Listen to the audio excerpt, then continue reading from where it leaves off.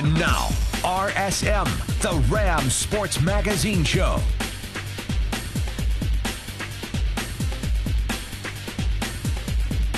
Good evening and welcome to RSM, Rams Sports Magazine Show. I'm your host, Anthony Keith. 4 seasons, starting out with the bowl victory, followed by 3 consecutive 3-9 seasons. The biggest news to come out of CSU this week, head coach Steve Fairchild of the football team has been let go. So I want to start things off on this show, taking a look back at what happened and what Jack Graham, the new athletic director, had to say about it. Just tell us what happened today. Steve and I met this afternoon, and after the football game last night, based upon having met with Steve for a good portion of the day on Friday, I just went into a cave and into a think mode and searched my head, my heart, and asked myself what's the best decision here for the university and for CSU's football program, and came to the conclusion this morning, actually late last night, that it was the right thing to do for Steve to no longer be CSU's head football coach, and that we should go out and find a new head football coach to lead our program. 4 seasons, an overall record of 16-33, 3 consecutive 3-9 seasons, and a new athletic director. Center Weston Richburg put it best on Saturday. We got to make changes. Something has to happen. That's what we said after last year. But something has to be done. I'm tired of it. Everybody's tired of it. After claiming a bowl victory in his first year as head coach at Colorado State, the following seasons were letdowns for Steve Fairchild after he was fired on Sunday by new athletic director Jack Graham. Well, the thought process is, whether or not Steve Fairchild is the right guy to lead CSU football into the future in 2012 and forward. Can he inspire? Can he recruit? Can he do all of the things that a good football coach does? Graham said he wouldn't drag the process out. In less than 24 hours after a border war loss, it was settled with more than $1 million in buyouts for Fairchild and former athletic director Paul Kowalczyk. According to Graham, the money will be coming strictly from private funds. Can't ignore money. Money is always part of every conversation, and so everything has to be taken into consideration. Many of the young players, including true freshman quarterback Garrett Grayson, committed to Colorado State for Fairchild alone, despite the record. Does it seem very strange? Yeah, it's definitely weird. I didn't expect this to happen. When I committed here, we had a 3-9 season, but his background that he had from the NFL and the things he's done with quarterbacks, I figured we would get a turnaround. And after the decision was made, Fairchild had this to say. With approximately 19 starters returning for the 2012 season, I regret not having the opportunity to see the process through. However, I realized the college football is a bottom-line business, and I knew when I was hired that I would ultimately be judged by wins and losses. CSU is paying a firm, Spencer Stewart, $250,000 to help with the search of a new coach. Graham says they plan to pay the new coach more than $700,000 a year.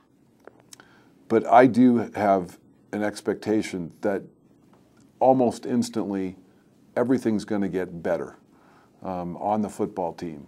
We're going to play faster. We're going to have faster players. We're going to hit with phenomenal intensity. My brand of football is I like the game to go fast. I want people in and out of the huddle quickly. I want decisions to be made quickly. I want reads to be made quickly, executed with phenomenal aggressiveness. I want people to hit, to just be that kind of a football team, and I like speed. It's very, very difficult to beat speed.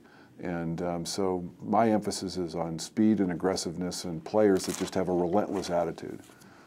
That's the kind of culture that I would like to see exist in the playing style that I would like to see us play at CSU. And the specific offensive scheme or defensive scheme, frankly, I don't care, as long as it wins. And we bring that to the table. Now, Jack Graham does say that the search for a new coach won't be a long one, so expect a new name to pop up soon. Stay tuned, because coming up next on the show, I want to take the time to recap what went wrong for the Rams in that border war. You're watching RSM, the Rams Sports Magazine Show on Northern Colorado 5. Welcome back to RSM. For the 3rd straight year, the bronze boot was claimed by Wyoming. I want to take the time right now to recap what went wrong for the Rams in Saturday's border war. Ladies and gentlemen, please Everything seemed to go so right for the Rams minutes into the game. Freshman Lee Clubb on the return looks like he has a touchdown on the opening kickoff, but he had stepped out of bounds for a crowd-pleasing 65-yard return to Wyoming's 27. That set up the Rams for a field goal as they got on the board first. Near the end of the first, the Pokes responded with a rushing touchdown to go up 7-3 on the Rammies. In the second quarter, Raymond Carter started warming up his legs, getting the Rams down into field goal range, allowing another 3 points. Almost immediately after that, Wyoming's wonder boy, freshman Brett Smith, bombs one for another Cowboys touchdown, 14-6 Pokes. No scoring in the rest of the first half. But once we get into the third quarter, senior Raymond Carter, having one of the best games of his career, pounds one in for the Rams from 4 yards out. 14-12, the Rams go for 2 but can't pull it off. Still in the third, something got into Raymond Carter in his final collegiate game. He pushed the Rams down the field and landed himself another TD from 1 yard out this time. Rams take the lead 19-14 heading into the final quarter of play. But Smith responded yet again. A 35-yard completion and a Pokes touchdown, 20-19 after a failed 2-point conversion. Rams with the ball but close to their own end zone. True freshman quarterback Garrett Grayson gets taken down for a safety. Wyoming goes on to win it 22-19.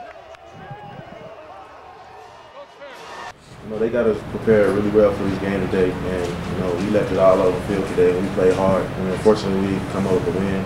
But they got us going today. I love the coaching staff, and they're the reason why I'm here. That I came here from transferring, and I love these coaches, and I wish they could stay. For another year. We got a talented group coming back. We got a couple key guys coming back, and the team is only going to get better from here. And I'm really excited looking forward to seeing the team next year and how they're going to do in the Mountain West, and I think they're going to do well. That was a tough loss on the Rams, a hard season, but it was even tougher on that senior class. Coming up next on RSM, I want to go from the field to the court as we dive into basketball. Stay tuned. You're watching RSM, the Rams Sports Magazine Show on Northern Colorado 5. Welcome back to Rams Sports Magazine Show. The CSU men's basketball team took on one of the top 10 teams in the country this week, Duke. Here's what some of the players had to say before hitting the road. When taking a quick glance at the CSU men's basketball schedule for this season, there's one matchup that tends to stick out above the rest. I think we're all excited. It's a great opportunity to play in one of the best venues in the country. That venue, Cameron Indoor Stadium, home of the Duke Blue Devils, the defending national champions. I mean, we've never been in a situation like this. We kind of had Kansas last year, but big atmosphere. We're at their house. So, I mean, it's a thing everybody's been looking for since they were little kids. The game against the number 5 team in the country comes exactly 1 week after a thrilling victory over in-state rival Colorado. Facing one of the top teams in the country is an opportunity that the Rams' leading point scorer, Wes Eichmeyer, welcomes with open arms. We're not going to back down from those guys. I mean, it's a once-in-a-lifetime opportunity to play at Cameron Indoor, one of the best places in college basketball. So, we're excited about it. On the road last week, and the Rams kept it close with UNI, a Sweet 16 contender last season. According to Eichmeyer, the key to victory is turnovers. Some of the key takeaways are, don't beat ourselves, because that was kind of the takeaway from that game was, we just kind of beat ourselves and turned the ball over a little too much and just didn't do a lot of the little things to win the game. The Blue Devils are coming off a loss of their own against Ohio State and haven't played in a game since November 29th. They enter the matchup tied with the longest active home court win streak in the NCAA at 39 consecutive games. The Rams aim to snap that streak and one of their own, as CSU has lost 15 straight to ranked opponents. Put us on the map a little more and, get some more excitement around Colorado State basketball, just outside of our community. So, like I said before, we're not going to back down and we're going to be aggressive and play our best. Nationally televised game, what does that do for this team?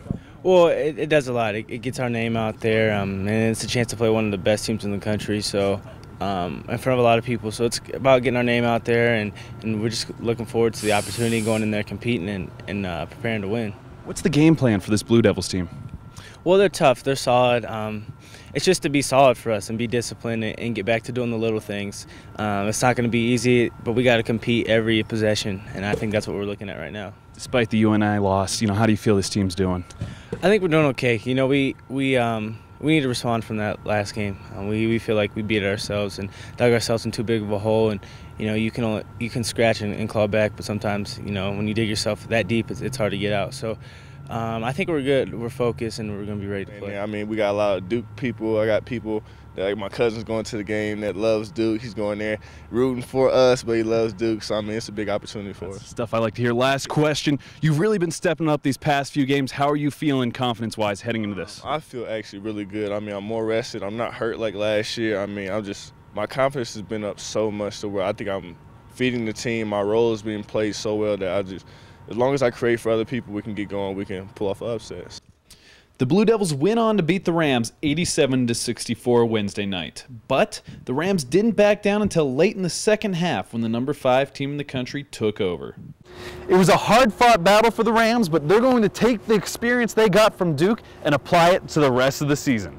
Coming up next on the show, I'm going to jump into women's basketball as I talk to head coach Kristen Holt and forward Sam Martin. You're watching RSM, the Rams Sports Magazine Show on Northern Colorado 5. Welcome back to the show, Rams fans. The CSU women's basketball team is currently 1-7 on the season. However, they remain positive looking forward. This week from the women's basketball team, I'm joined by Sam Martin. Now, Sam, the last 4 games you guys have played have been on the road. This week, you're finally back at Moby. How nice is that? Oh, so great, because we've got some of the best fans, I think. And so just to get to play in front of them again and get to play and just like kind of try to end this losing streak we're on right now, like it's a great opportunity for us. Here at CSU, there's the beauty of Moby magic. It worked well for the volleyball team. It's definitely working well for the men's team lately with their big win over CU. What does Moby magic mean to you? It's like when you're on like a roller, it's a close game and someone scores and it just the gym is ecstatic and everyone's exciting and you're like, oh my gosh, here we are, and the little ram like blows smoke. There's no better feeling than when that crap happens and everyone's standing up just because it's a close game. That's beautiful it's thing. Moby magic. It's what college basketball is all about right there. Now you guys have had a little bit of a rough streak. You're currently on a 5-game losing streak, but got to keep the heads up. Kind of tell me what's been going on with these teams. There's been some close games. We've been playing some really great teams, some tough teams. They've got really great players, and it's all of our games have been really close. I mean, the last couple games we've only lost by like 7 points or less, and it's a tough schedule, and we're trying hard. We haven't lost hope. We're a little frustrated. Who's not going to be frustrated with a 5-game losing streak? But the overall mentality of our team and our locker room is still really good, and we still believe we're going to be a winning team. We still believe we have all of our same goals, and I really do think we can accomplish it. The season's still young. There's plenty of basketball to be played. Offensively, you and Kim are both averaging more than 16 points a game. And as far as free throws go, out of the 36 you've shot, you've only missed 3. Kind of talk about what you've done this season, how you feel you're performing individually. I actually think it was preseason that helped me out a lot this year. We were here all summer as a team, and we just kind of worked out every day and got a ton of reps in, and that's just what gets your confidence up. And you have to be able to rep everything, and our team has done that. We've repped it all, so that in the games it's kind of just like I've done this before. And I think that's what kind of made the biggest difference for me was my summer this year. Now you've got the Fighting Sioux coming up this week. How do you feel about that team? What's your confidence heading into this game and then another game at home? I think we're ready for a win. It's our time. I think that's what's really, they're a good team. We beat them at their house last year, but we didn't play our best game. So I think this is a good opportunity for us and really excited. I think our team's ready for a win. We've got the mentality and we're urgent about it and we just want it. That's what I like to hear. How critical is this game? Could this be a turning point for the season where it's all uphill? I think so. I think as long as we just have to turn that one little corner of winning a game and winning these games because we're so close.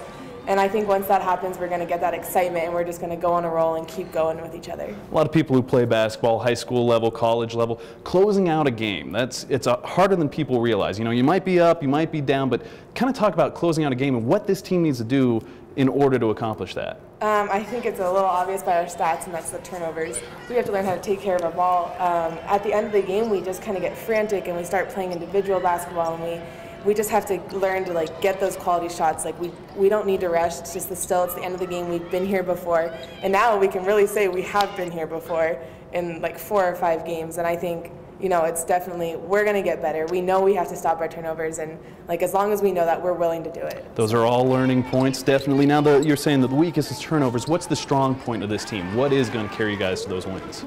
You know, our defense has been really good. As long as, defense wins games, you always hear that. And we worked really hard on our defense, and like we just kind of played defense together. And I think that that's a huge point, because once you can start getting stops, if we had 27 more possessions in that last game, we would have won. Oh, yeah. So, you know, you just kind of like, our defense is helping us stay in these games and keeping us in there, and I think the offense is going to come and we're going to get better. So, with a record like you guys have right now, how important is it to keep a positive attitude? It's extremely important.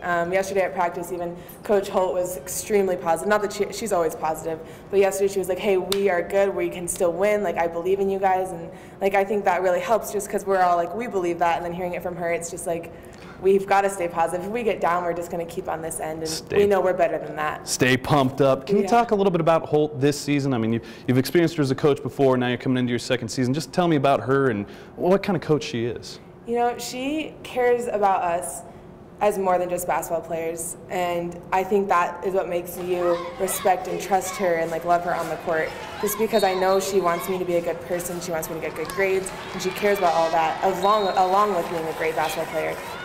And I know that she just wants to win, and she wants us to be better, and she just like wants the best for us. And you know, like I want the same thing, so it's like, you know, I just can follow her, and I know she just wants the best for us. And it's all going to start happening. Attention, makes you just trust her and like want to win for her. I'm joined by Kristen Holt of the women's basketball team. Now, Coach, the past 4 games have been on the road, and you're finally coming back to Moby this week. How nice is that? It's awesome to be back in your home court, home arena. We need a win, and this is the best place to do it. Now, it's been a tough 5-game losing streak, but kind of tell me, what are the positives are you taking from these games? And you know, there's been some close ones. There have, and you know, that experience is huge. Sam Martin told me the other day, Coach, you know, in high school, we were never in close games. We just beat everyone pretty handily.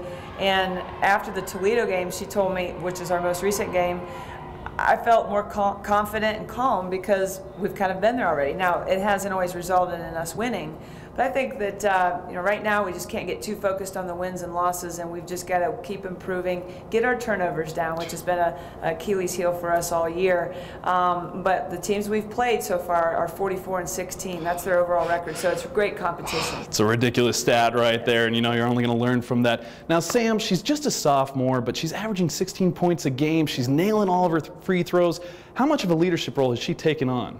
Huge, and I noticed a difference in growth in her on the floor. I see her talking to the point guard, which, as you know, our point guard position is very young, and the more communication and the more edification that they can get on the floor is huge. So, you know, I think Sam has really stepped up in her play. She's averaging 21 points a game in the last 4 games and leads the league in free throw percentage at 92%. This is a post player, and typically that doesn't happen. It's usually a guard that's leading the league in free throw shooting. And just a sophomore. And she had I was talking to her, very positive outlook on the rest of the season. Talk about how important that is, keeping this team positive. Well, that's huge, because it's, you know, a lot of the game is confidence, and sometimes I think we've had turnovers and we haven't won the games at the end because we lack confidence and we're panicking a little bit. So, you know, if your leadership has the confidence, I know I do in them, if your captains do, you're in good shape. Now, this week's team, the Fighting Sioux, they're expected to win the Great West. Kind of talk about how critical this game is and what a win would do for you guys. Well, it's big because, you know, like I said, confidence comes, a lot of that comes from actually winning the game. And, you know, this is a good team. We beat them last year at their place. It was a close game. Kim had an outstanding, I think, 32-point game. But I think they're a different team. Talking about North Dakota, they graduated some kids, and so it's going to be a battle. At the beginning of the season, we talked about how tough this beginning schedule was. But again, you want to take that and move forward with it. Is this that point where you're going to move forward, we're going to start seeing a lot more W's? I think so. I think we're at the point of the season where I felt the last game we really improved a lot. We didn't get the win against a very good Toledo team, but I think that we're geared up and ready for this game on Thursday. We're about a month away from conference play, but the rest of the Mountain West Conference with women's basketball, you know, they're not doing so hot either. A little bit of struggling there. What does that do for you? Kind of looking at their stats saying, you know, hey, when we get in there, it's time to move on up. Yeah, I think probably every team right now, even in conference, is so focused on getting better and getting ourselves primed for that part of the season, which is the conference season. And I've paid attention to the scores, and you know, we've had some good wins, but then we've had some tough ones, and we've just got to all, you know, keep getting better, and I'm sure the conference season is going to be quite the battle. There we go. Now, a lot of changes here at Colorado State. Firing of Paul, the hiring of Jack, Fairchild's out. Kind of talk to me about all the changes, and is it affecting the women's basketball program?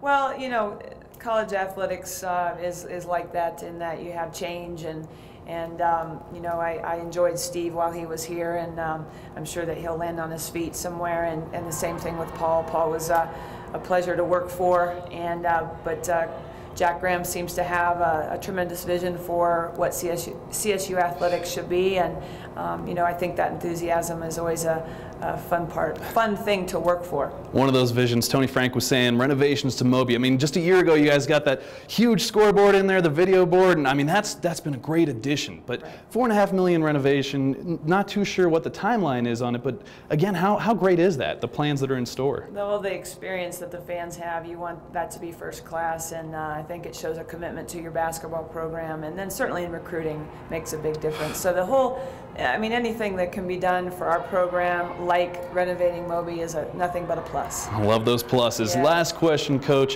What's your outlook on the rest of the season, you know, starting tomorrow with the Fighting Sioux? You know, I think that game tomorrow is an important one, but I love this team, and I love what we're putting together. We have a lot of youth at the guard position, and I think a lot of times that's resulted in the turnovers that we've had. But wins are going to start to fall, and our fans just need to be patient, because this is a good team with good character. I love hearing that. That'll do it this week for RSM, but don't worry. I'll be back next week with more from the basketball team and a little bit of a recap of that women's team taking on the North Dakota Fighting Sioux. Catch you next week, Rams fans.